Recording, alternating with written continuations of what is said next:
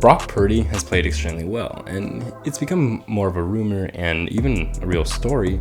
Brock Purdy has taken the starting spot for the San Francisco 49ers quarterback in 2023.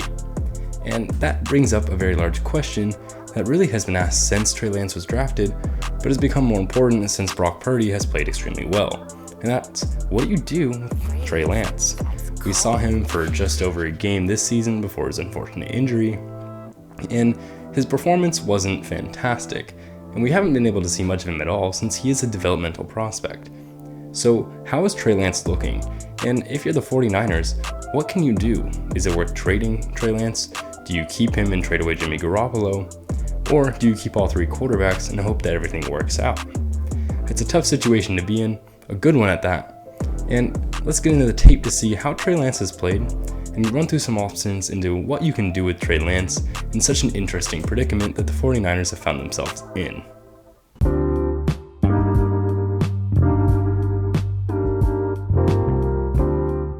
What's up, guys? I'm Tyler Coker, and I'm your host for today's episode of Today with Tyler. I hope you enjoy. First, let's take a look at the physical attributes that have traded to the NFL for Trey Lance. He has a cannon, especially when he can keep good footwork in the pocket. Lance's arm is electric. His arm is so strong that he can use it to open tight windows for his receivers, helping the offense move forward even when a defense is playing really well.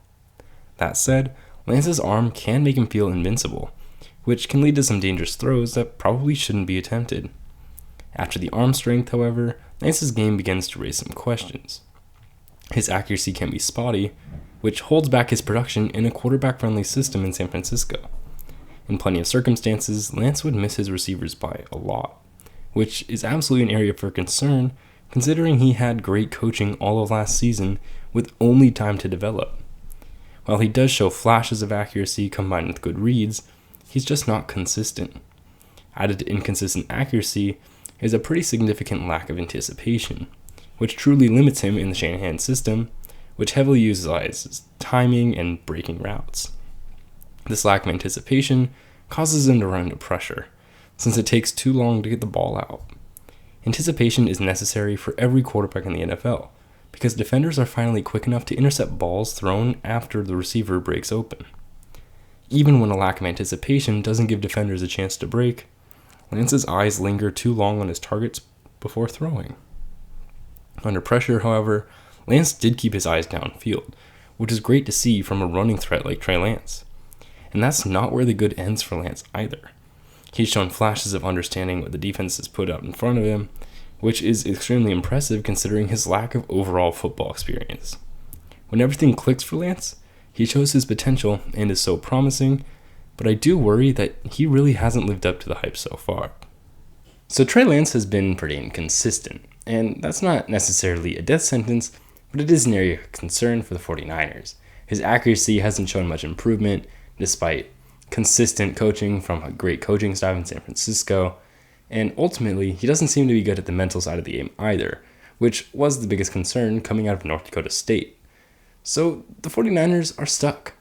And while it may be a good idea to trade him, I'm not sure that they will.